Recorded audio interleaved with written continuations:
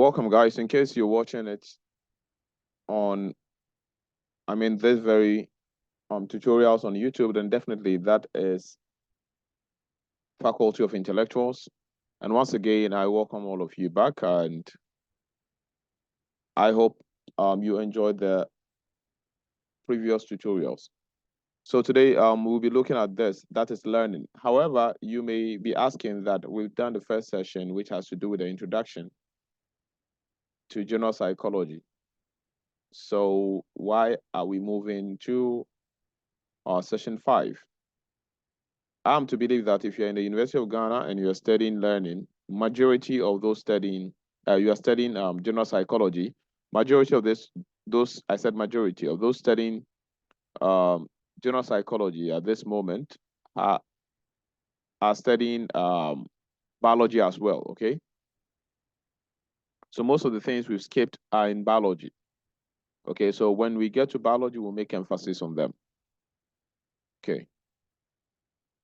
So today we are jumping to this level because with this one, there are technicalities that we need to actually get into. So let's get started. What are we expecting under this very session?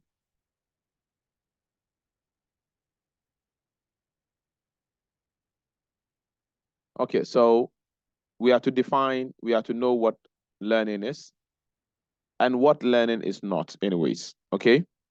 So at the end of this session, we should know what is learning and what learning is not, okay? Or what is not learning. Then secondly, what is habituation? Then we'll touch on classical conditioning. Under learning, we'll touch on this classical conditioning, or what is also known as the Pavlovian experiment or Pavlovian conditioning. We'll also look at operant conditioning, and we'll also look at observational learning. I hope you understand. So without wasting of much time, let's get into it. So this should be your short note as usual. When you have to take learning, you should be able to define it, and you should be able to give examples of things that are not learning. Okay, there are some key points in the definition of learning, and I'll make sure that we touch on them each. Then habituation. When you mention habituation, you should be able to tell yourself in your own language what habituation is. Then classical conditioning, its elements, operant conditioning and its element and features, same as observational learning. Okay, so defining learning. Guys, learning is defined as a relatively permanent, and write that one, okay? It's a relatively permanent change in behavior due to experience. Okay, so write that one down.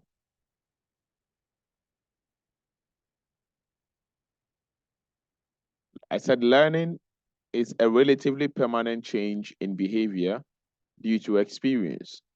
In case you are in Trotsky or you are somewhere watching this and you don't have your pen and paper, then make sure you keep it in mind or watch the video later on YouTube for you to be able to recollect it, okay?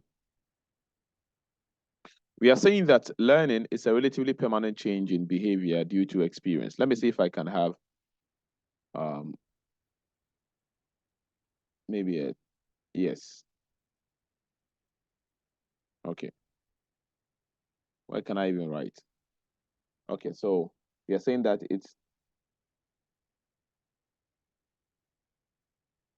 well, I think the first one has already even answered that. So what I'll be doing is, so a relatively permanent change in an organism's behavior. So same thing, an organism's behavior due to experience. So there are certain key points here that I would like us to take note of. And one is relatively permanent. What does it mean? What does it mean in the definition when we say relatively permanent? The second one is change in organisms' behavior. And the last one is experience. So let's start with the first one. Relatively permanent. What does it mean? When we say something is permanent, that we understand. Okay, meaning lifelong. But then when we are to say that it's relatively permanent, what do we mean? We mean that if you have really learned something in the context of this very topic, then that thing will be with you for lifelong. But how long it will live with you, it will live with you there for a very long time. But how long it will be, it depends. It's relative. It's relative means the way that thing will relate will relate to A will not be the same as B. So, for example, we may all learn how to play basketball or table tennis. This learning will be with both of us for a very long time. Or let's say we all learned how to play football. But then after 10 years, when we were called to the pitch, the skills that we knew back then, if we are to display those skills on the field, one may recollect everything faster, and the other might have or may have lost everything. Okay, all the experience is gone. The skills are no more there. It lived with them for a very long time, but one may display it more than the other. So it's relative here means it's lifelong. It takes like a very long time before it expires. Let's take an example of, let's say, fatigue, tiredness. If someone is tired, if you are tired, you realize that after 1 day or 2 days, you'll be fine. That tiredness, did you know that it affected your mood? It affected your how do you call it? Your movement and all that? Yes, it did. But then it's gone within 1 or 2 days, right? So you have to check that thing. Is it relatively permanent? The second one is that it should cause a change. It should cause a change. Meaning, what is the change we're talking about here? The change we are talking about is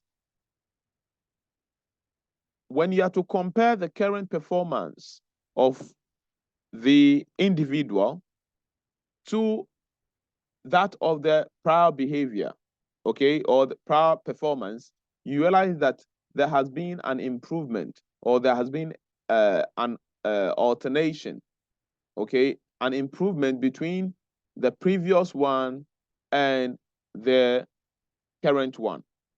So that relatively permanent thing we are talking about should cause a change. So that thing that is coming into the person's life should be something that has caused a change.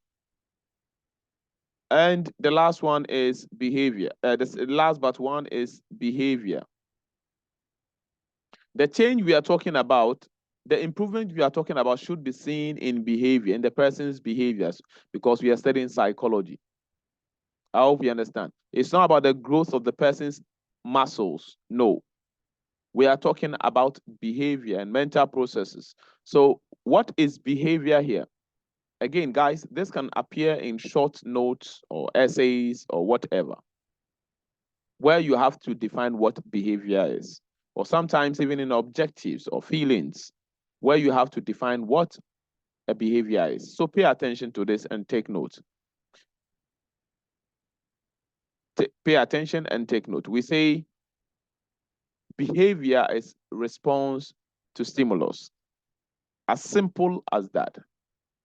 Behavior is response to stimulus. So what is stimulus? We say stimulus is any event or anything that elicits response. Again, stimulus is anything or any event that elicits response. So what it means is that any event or anything at all that will elicit, that will provoke someone's response. Response here, what is response? Behavior.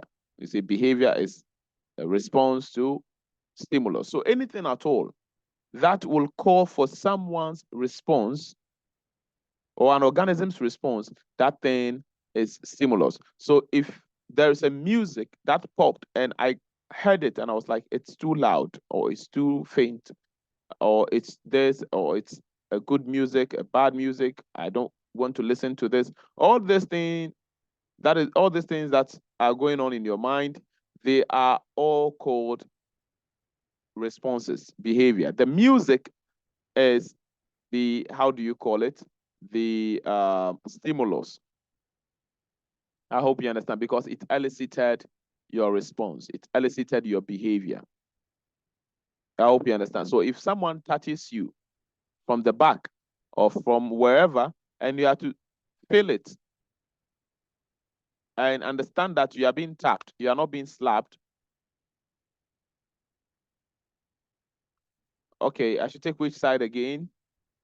I'm saying that I'm taking over from behavior. Behavior is response to stimulus. When you say behavior, behavior is the response to stimulus. So when someone tap you and you turn, you have responded. The turning is behavior. If you are to say in your head, who is that? If you are to say you can share this the link to your colleagues. They can join, no problem. If you are to turn and to look at the person, that look is response. And if you are to think in your head, who is that? Now, why so no? That is also a behavior. Now, it means that that thing, the tapping, is the stimulus, because we said stimulus is any event or anything that elicits response. So anything at all, if someone is annoying you, the annoyance is the stimulus. The annoyance is the stimulus. How do you call it? And you being upset, whatever the person is doing to annoy you is the stimulus. And you being annoyed is the response, even if it's going on in your cognition, in your mind. Now, this will also tell us that then we have two types of behavior. The one that goes inside our mind or in our cognition, and the one that can be perceived, the one that can be seen with clear eyes. I hope we understand. Now, the one that can be seen with clear eyes is called the one that we can see with clear eyes, okay? Or you can hear with your ears, okay? It's called overt behavior. Overt from the word over. When something is over, it means then we can see it. If we say the news is all over there, meaning it's easy for us to lay our hands on that, right? So if a cup is there and the water is flowing or the juice is flowing or the porridge is flowing over the cup, then it means we can see. If it comes to the top like that and it's flowing, then we can see. If the tap is overflowing, then we can see the tap then overflowing from the tank. I hope you understand. So that's overt behavior. Covert behavior means covered, like covered. So it's from cover, okay? So what we can see, what has been covered, you can see. So that is what is going on in the mind. So anything, whether you are happy in your mind, you are moody, you are going through emotional trauma, whatever you are going through in your mind, you are planning to slap someone, your plans, your thoughts, everything. All these things are into cognition, are in the mind. So therefore, that is what we call covert, because we cannot see it. You are the only one who can tell what is going on in your mind. So we are saying that, let me take it from here. Now, we are saying that when you say something has been learned, first of all, it must be relatively permanent. It must cause a change, okay? And that change should be in relation to behavior. So it must cause a change in the behavior.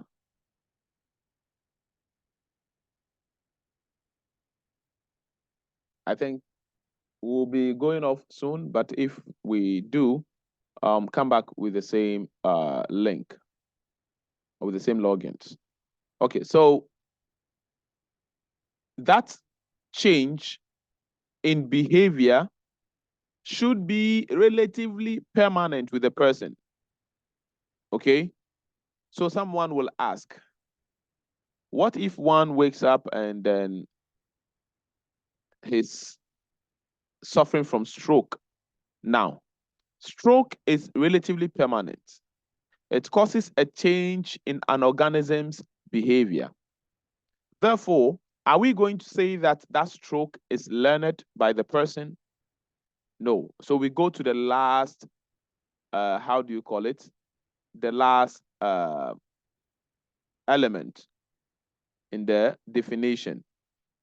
The last element in the definition is experience. What is experience? Experience is gained through conscious interaction with our environment.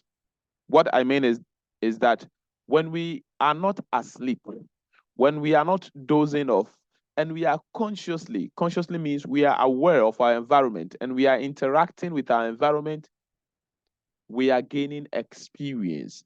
So we are saying that that relatively permanent change in behavior should be due to experience, meaning that it should be something that you went through consciously and with process to consciously acquire. You interacted with your environment to consciously acquire. No one consciously go through something called acquisition of stroke, right?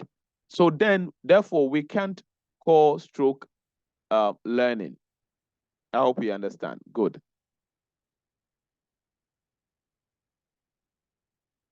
So these are examples of learning, like learning how to drive, learning how to control your temper, learning the association between two variables, and all that. So we have a lot.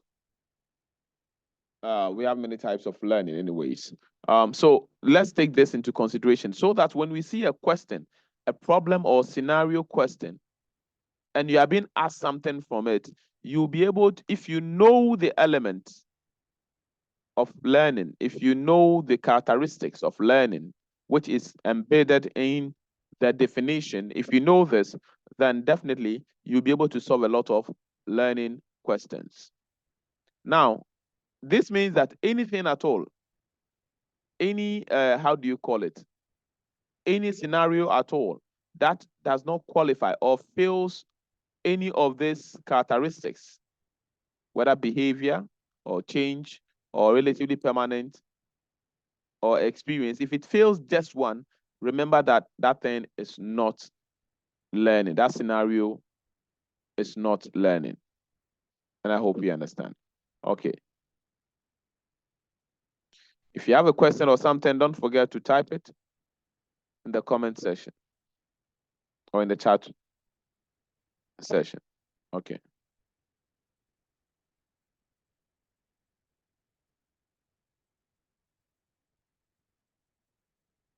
Trying to go to the next page. Okay.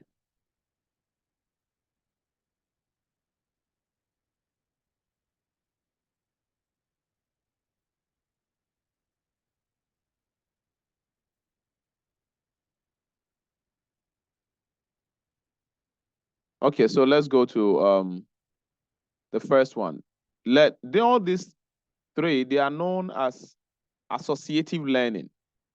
Associative learning, all these three.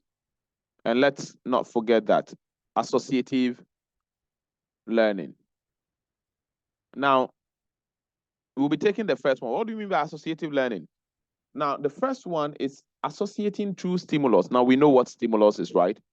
Associating two or more stimulus to elicit, okay, to elicit a behavior, okay, to condition a behavior, to make someone behave in a certain way. I hope you understand. Now, these people, they are more concerned, those who believe in this, they are more concerned about the overt behavior. They are called behaviorists. They are not concerned much about the covert behavior. Covert behavior meaning your thoughts and all that. They are concerned about the overt behavior.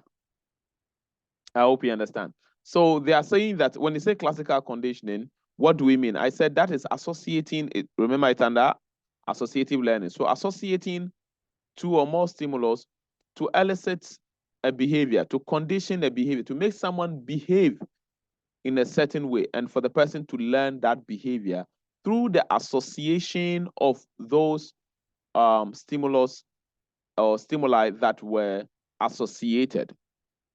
Operant conditioning is associating reward or punishment with consequences, meaning with the person's feedback, behavioral feedback.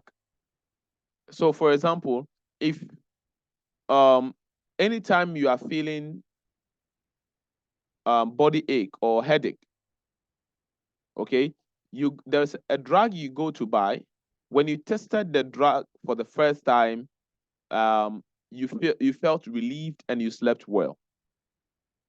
Okay, what do you think you do again whenever you are feeling this body pains or headache? What do you think you do? You will go and purchase the same drugs or similar drug. Now, this purchase of this drug the second time and the third time and the fourth time is that you have learned how to escape that pain.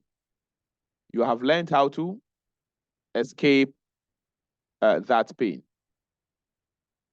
So how did you learn that? The feedback you had from the first experience, which was a relief. You associated that to the drug. So for you to have a relief from pain, you have to take the drug. So relief from pain is associated with, for example, FPAC. Okay. So that is what classic operant conditioning talks about. Now with observational learning, we associate the behavior of another called a model to that of our behavior. If our model's behavior is rewarded, then we will be encouraged to exhibit or to learn that behavior and exhibit it. But if it is punished, then we learn to inhibit that which we are trying to learn, or it weakens our motivation to mimic or learn that behavior. So we'll be talking about these three learning theories after this very session. So that's the next thing we'll be talking about. But then, what is habituation?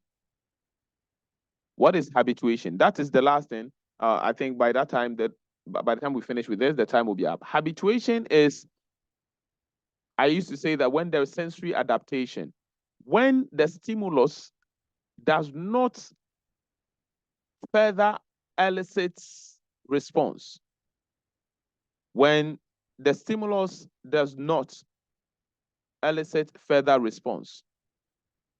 I hope you understand. So, for example, if someone played a certain kind of music that you've heard for a very long time, you'll be happy hearing it. A song, so let me say a song. You'll be happy hearing it, right? But the person plays it again, plays it again and plays it again and again and again and again. What will happen? At a point, you even forget that there's a music going on. If the same music is being played over time. Now, what just happened is habituation. Your senses are no more responding to that stimulus in any further manner.